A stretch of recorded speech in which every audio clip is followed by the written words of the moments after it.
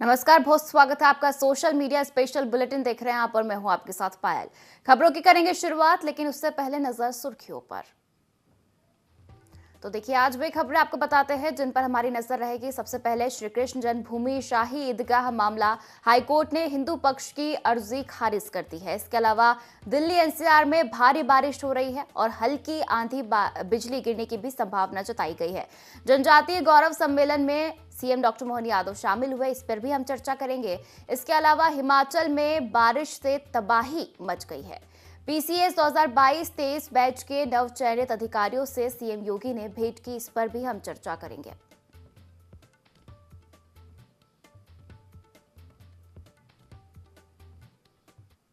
और चलिए अब आपको खबरों से बता देते हैं, जहां सीएम डॉक्टर मोहन यादव ने आज 12वीं में 75% अंक लाने वाले विद्यार्थियों को लैपटॉप दिए। इस दौरान मुख्यमंत्री डॉक्टर मोहन यादव ने कहा कि कई बार देखा गया है कि सरकार से लैपटॉप के लिए मिलने वाली राशि लाभार्थी दूसरे कामों में खर्च कर देते हैं। ऐसे में अब हम कोशिश करेंगे कि अगले साल से सीधे अच्छी कंपनी के लैपटॉप ही मेधावी छात्रों को दिए जाए। इससे पहले सीएम यादव ने भोपाल के कुशाभाऊ ठाकरे कन्वेंशन सेंटर में प्रतिभाशाली विद्यार्थी प्रोत्साहन योजना के तहत 94,234 स्टूडेंट्स के बैंक खातों में 25-25 हजार रुपए की राशि ट्रांसफर की। कार्यक्रम में सीएम ने बताया कि इस साल योजना के लाभार्थियों में 60% बेटियां हैं। 56,246 बेटियों और 37,988 बेटों को लैपटॉप के लिए पैसे दिए गए हैं। यह एक सकारात्मक संकेत है कि बेटियां न केवल बराबरी कर रही है, बल्कि पढ़ाई में भी आगे निकल रही है। अब बेटों को अपनी स्थिति मजबूत करनी होगी। तो देखिए, सरकारी स्कूलों ने प्राइवेट स्कूलों को पछाड़ा है। मुख्यमंत्री ने कहा कि इस बार 52% लाभार्थी सरकारी स्कूलों से है, जबकि 48% प्राइवेट स्कूलों से है। यह पहली बार है कि जब सरकारी स्कूलों के बच्चों का प्रतिशत प्राइवेट स्कूलों से अधिक रहा हो।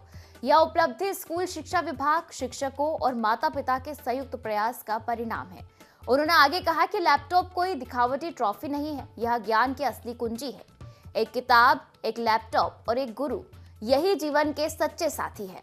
समाज को चलाने के लिए अच्छे नेताओं की जरूरत है।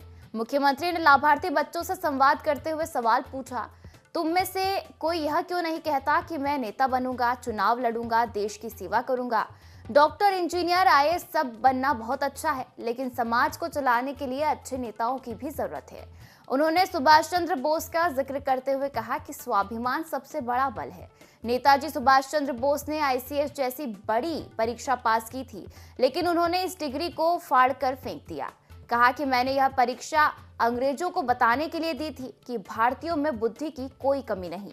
ऐसा स्वाभिमान ही इस देश को आगे ले गया है।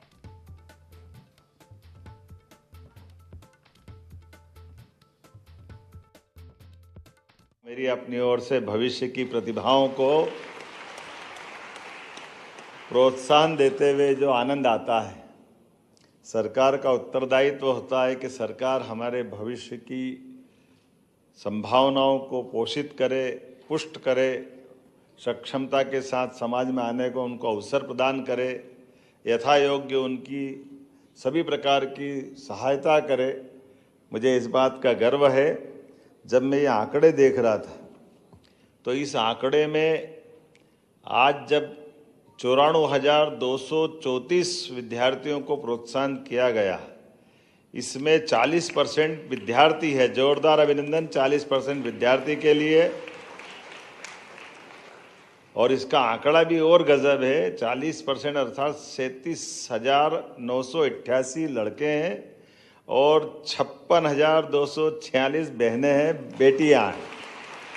60% बहनें हैं और 40% बालक हैं। अब ये 60-40 का रेशो उनकी बुद्धिमत्ता बताता। लड़कों को जरा चुनौती है, आने वाले समय में अपनी जरा स्थिति मजबूत करें। हमारी बेटियां हमारे को और इस तरह से इस चुनौती को अच्छे से लेगी। अभी 60-40 में, देखो अगली बार क्या होता है। और गवर्नमेंट प्राइवेट की अगर कंपटीशन देखो तो मैं उसमें भी आनंद महसूस कर रहा हूं। और खबरों में आगे बढ़ेंगे, जहां मथुरा स्थित श्री कृष्ण जन्मभूमि शाही ईदगाह मामले में इलाहाबाद हाईकोर्ट ने बड़ा फैसला दिया है। कोर्ट ने शाही ईदगाह को विवादित परिसर मानने से इनकार कर दिया है। यह फैसला जस्टिस राम मनोहर मिश्रा की सिंगल बेंच ने सुनाया। कोर्ट ने कहा कि मौजूद तथ्यों और याचिका के आधार पर ईदगाह को फिलहाल विवादित ढांचा घोषित नहीं किया जा सकता। हिंदू पक्ष की ओर से दावा किया गया था कि ईदगाह का निर्माण श्री कृष्ण जन्मभूमि पर स्थित प्राचीन मंदिर को तोड़कर किया गया। हिंदू पक्ष के पक्षकार महेंद्र प्रताप सिंह ने हाईकोर्ट में 5 मार्च 2025 को मथुरा स्थित शाही ईदगाह मस्जिद को विवादित ढांचा घोषित किए जाने की मांग करते हुए प्रार्थना पत्र दाखिल किया था। इस पर 23 मई को इलाहाबाद हाईकोर्ट में बहस पूरी हो गई और कोर्ट ने अपना फैसला सुरक्षित रख लिया था। हिंदू पक्षकार महेंद्र प्रताप सिंह एडवोकेट ने मासिर ए आलम गिरी से लेकर मथुरा के कलेक्टर रहे FS ग्राउस तक के समय में लिखी गई इतिहास की पुस्तकों का हवाला देते हुए कोर्ट के समक्ष कहा था कि वहां पहले मंदिर था, वहां पर मस्जिद होने का कोई सबूत आज तक शाही ईदगाह मस्जिद पक्ष न्यायालय में पेश नहीं कर सका।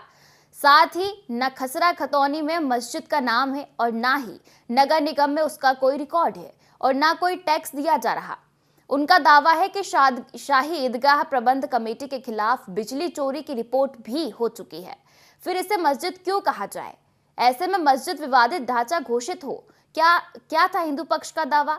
बहस के दौरान खास बात यह रही थी कि सभी हिंदू पक्षकारों ने महेंद्र प्रताप सिंह की ही दलीलों का समर्थन किया था और 23 मई को इस मामले में न्यायाधीश राम मनोहर नारायण मिश्र के न्यायालय में बहस पूरी हो गई, जिसमें महेंद्र प्रताप सिंह ने कोर्ट में कहा कि भारतीय पुरातत्व विभाग के सर्वेक्षण में यह सब स्पष्ट हो जाएगा।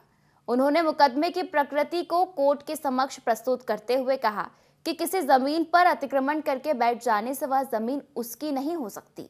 साथ ही उन्होंने कोर्ट को बताया था कि जो प्रकरण अयोध्या में राम मंदिर और बाबरी मस्जिद का था, ठीक ऐसा मामला मथुरा में भगवान श्री कृष्ण की जन्मभूमि का है। हिंदू पक्ष के मुताबिक न्यायालय ने अयोध्या मामले में अपना निर्णय देने से पहले बाबरी मस्जिद को विवादित ढांचा घोषित किया था, इसलिए शाही ईदगाह मस्जिद को भी विवादित ढांचा घोषित किया जाए। महेंद्र प्रताप सिंह ने न्यायालय को यह भी अवगत कराया कि इसके संबंध में सभी साक्ष्य पहले ही प्रस्तुत कर चुके हैं और जितने भी विदेशी यात्री भारत आए उन सभी ने यहाँ भगवान का मंदिर बताया, किसी ने भी वहां मस्जिद होने का जिक्र नहीं किया।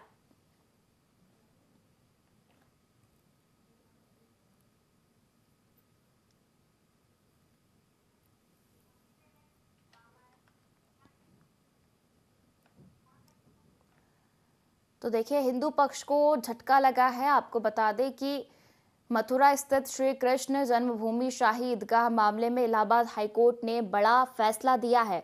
कोर्ट ने शाही ईदगाह को विवादित परिसर मानने से इनकार कर दिया है और यह फैसला जस्टिस राम मनोहर मिश्रा के सिंगल बेंच ने सुनाया। कोर्ट ने कहा कि मौजूद तथ्यों और याचिका के आधार पर ईदगाह को फिलहाल विवादित ढांचा घोषित नहीं किया जा सकता। हिंदू पक्ष की ओर से दावा किया गया था कि ईदगाह का निर्माण श्री कृष्ण की जन्मभूमि पर स्थित प्राचीन मंदिर को तोड़कर किया गया। हिंदू पक्ष के पक्षकार महेंद्र प्रताप सिंह ने हाईकोर्ट में 5 मार्च 2025 को मथुरा स्थित शाही ईदगाह मस्जिद को विवादित ढांचा घोषित किए जाने की मांग करते हुए प्रार्थना पत्र दाखिल किया था। उत्तर प्रदेश के मुख्यमंत्री योगी आदित्यनाथ ने राजधानी लखनऊ में PCS 2022-23 बैच के नवचयनित अधिकारियों से भेंट की। इस अवसर पर मुख्यमंत्री ने प्रशासनिक सेवा में ईमानदारी, पारदर्शिता और समर्पण को सर्वोपरि बताते हुए अधिकारियों को उत्तम शासन की दिशा में लगातार कार्य करने की प्रेरणा दी। इस दौरान मुख्यमंत्री ने कहा कि जन सेवा ही किसी अधिकारी का पहला और सबसे बड़ा धर्म है। उन्होंने नवचयनित अधिकारियों को नसीहत दी कि वे अपनी जिम्मेदारियों का निर्वहन पूरी निष्ठा और संवेदनशीलता से करें। प्रशासनिक उत्कृष्टता से ही राज्य की योजनाओं का लाभ अंतिम पंक्ति में खड़े व्यक्ति तक पहुंच सकता है। इसके साथ ही योगी आदित्यनाथ ने अधिकारियों को तकनीक के अधिकतम उपयोग और ई-गवर्नेंस को प्रोत्साहित करने की सलाह दी। उन्होंने कहा कि भ्रष्टाचार पर कठोर नियंत्रण और जनता को त्वरित और पारदर्शी सेवाएं उपलब्ध कराना ही प्रशासन का ध्येय होना चाहिए। मुख्यमंत्री ने इस दौरान प्रदेश सरकार की जन कल्याणकारी योजनाओं, सुरक्षा व्यवस्था और विकास परियोजनाओं की जानकारी साझा की और अधिकारियों से इनका प्रभावी क्रियान्वयन सुनिश्चित करने को कहा। कार्यक्रम में मुख्यमंत्री ने यह भी कहा कि राज्य की प्रगति में युवा अधिकारियों की अहम भूमिका होती है। उन्होंने उम्मीद जताई कि पीसीएस अधिकारी अपने कार्यक्षेत्र में आदर्श प्रशासनिक अधिकारी बनकर उभरेंगे और राज्य को उत्तम शासन देने में योगदान देंगे। इस मौके पर मुख्य सचिव, वरिष्ठ प्रशासनिक अधिकारी और प्रशिक्षण संस्थान के वरिष्ठ फैकल्टी सदस्य भी उपस्थित रहे। कार्यक्रम के अंत में मुख्यमंत्री ने अधिकारियों को भविष्य के लिए शुभकामनाएं दी और उन्हें प्रदेश के विकास में अग्रणी भूमिका निभाने का आह्वान किया।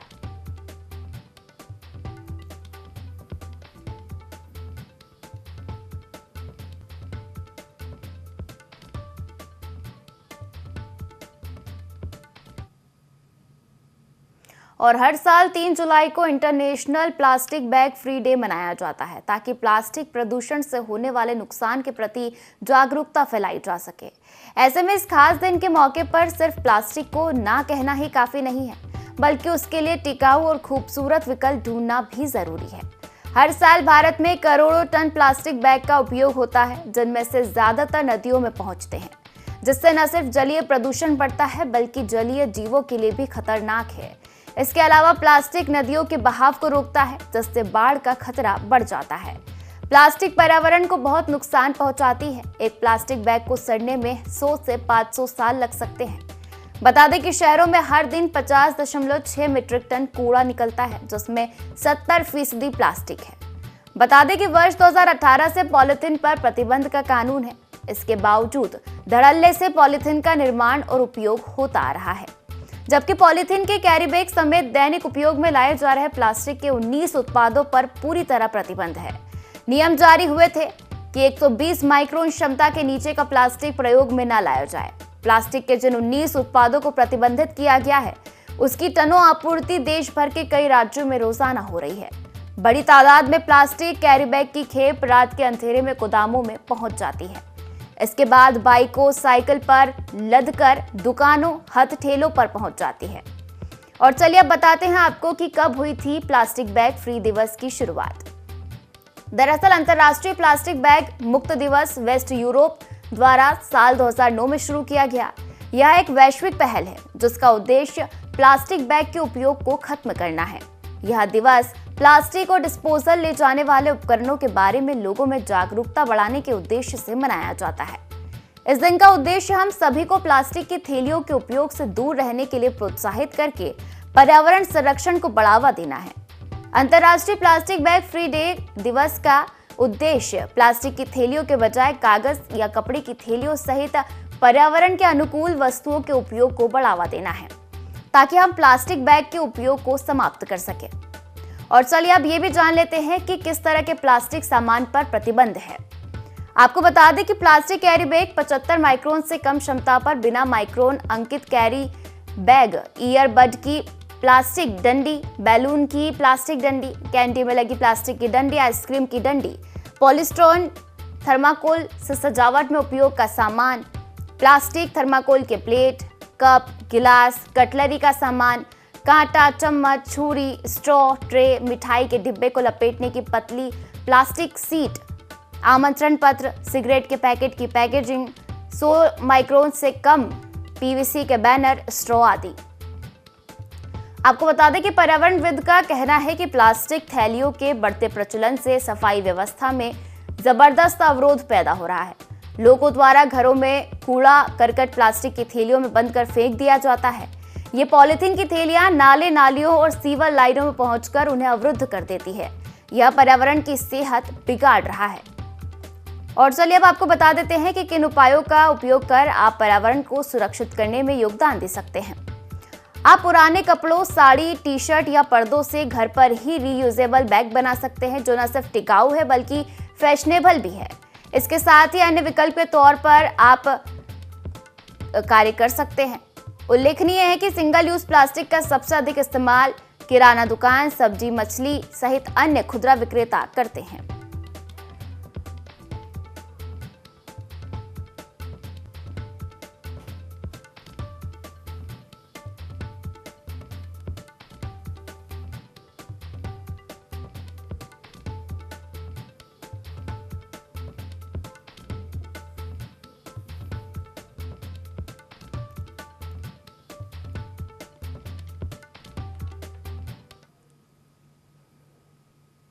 और देखिए, आमतौर पर जब स्कूल की शुरुआत होती है तो कुछ दिन तक बच्चे जाने से मना करते हैं, वो रोते हैं और माँ बाप उन्हें बहला फुसलाकर स्कूल पहुंचाते हैं।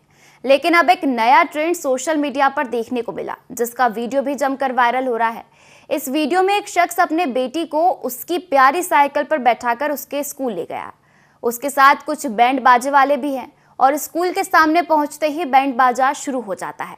शख्स अपनी बेटी को लेकर स्कूल के बिल्कुल सामने पहुंचता है, जहां गेट पर कुछ टीचर्स उसे ले जाने के लिए खड़ी नजर आती है।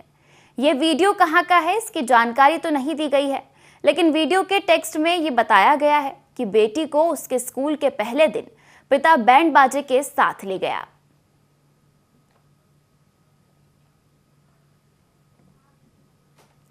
तो देखिए, बैंड बाजे के साथ पिता अपनी बेटी को लेकर स्कूल पहुंचे। पहले जहां एक तरफ बच्चे स्कूल जाने से डरते थे, रोते थे, वहीं अब सोशल मीडिया पर एक नया ट्रेंड देखने को मिल रहा है, जिसमें बैंड बाजे के साथ एक पिता अपनी बेटी को स्कूल छोड़ने पहुंचा और टीचर्स उसका गेट पर इंतजार करते दिखाई दी।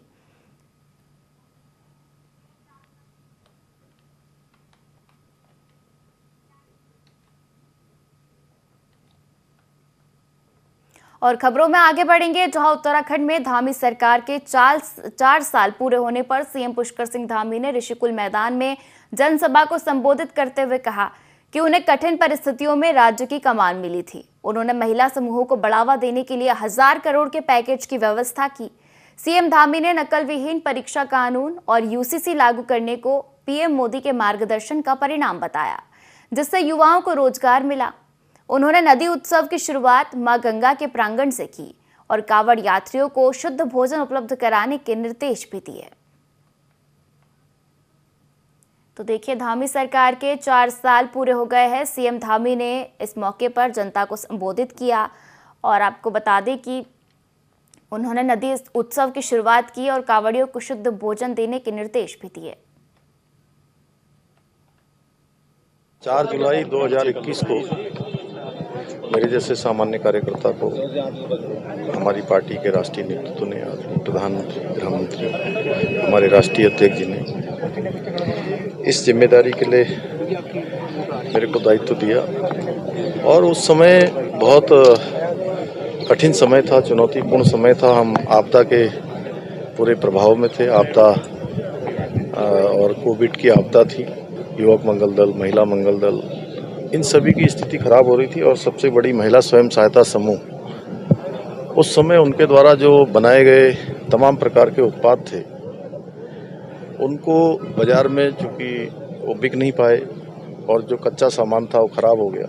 उसके लिए हमने पैकेज दिया और 1000 करोड़ रुपए से भी अधिक के पैकेज की व्यवस्था करी। इसका परिणाम हुआ कि सभी अपने पैरों पर फिर मजबूती से खड़े हुए और लगातार प्रयास किए गए। लगातार एक संकल्प के साथ आदरणीय प्रधानमंत्री जी की प्रेरणा से उत्तराखंड देश का श्रेष्ठ राज्य बने, उसको लेकर अनेक चुनौतियां सामने आई। आपदा की चुनौतियां थी। सिलकारा टनल जैसा रेस्क्यू अभियान पूरे देश दुनिया ने देखा कि वो एक मॉडल हमारा सभी के लिए एक अलग प्रकार का मॉडल, जिसकी आज लोग समीक्षा कर रहे हैं। हमारा प्रयास है कि हमने इन 4 वर्षों में सभी अपने वरिष्ठ नेताओं का, सभी बड़े बुजुर्गों का, सबका आशीर्वाद लेकर, उत्तराखंड की जनता का साथ लेकर, आदरणीय प्रधानमंत्री जी की प्रेरणा से उत्तराखंड हिंदुस्तान का श्रेष्ठ राज्य बने, ये हमारा संकल्प है। कामों को आगे बढ़ाया, अभी बहुत सारे काम आगे करने हैं। मैं इस अवसर पर सभी को धन्यवाद करता हूँ, आभार व्यक्त करता हूँ। और खबरों में आगे बढ़ेंगे, जहां छोड़ी गधेरे क्षेत्र में मलबा और बोल्डर गिरने से बाधित हुई केदारनाथ यात्रा फिर से बहाल कर दी गई है। लोक निर्माण विभाग की तत्परता और प्रशासन के समन्वय से मार्ग की मरम्मत के बाद आवाजाही शुरू हो गई है। सुरक्षा बलों की निगरानी में यात्रियों को दोनों छोरों से सुरक्षित पार कराया गया।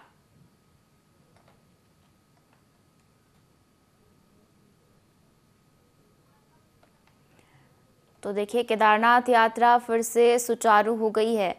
केदारनाथ यात्रा पर अस्थायी रोक लग गई थी। छोड़ी गधेरे में मलबा गिरने से यात्रा बाधित हुई थी, लेकिन इसके बाद अब एक बार फिर से यात्रा को बहाल कर दिया गया है। दोनों छोरों से लोगों को, यात्रियों को सुरक्षित निकाला जा रहा है।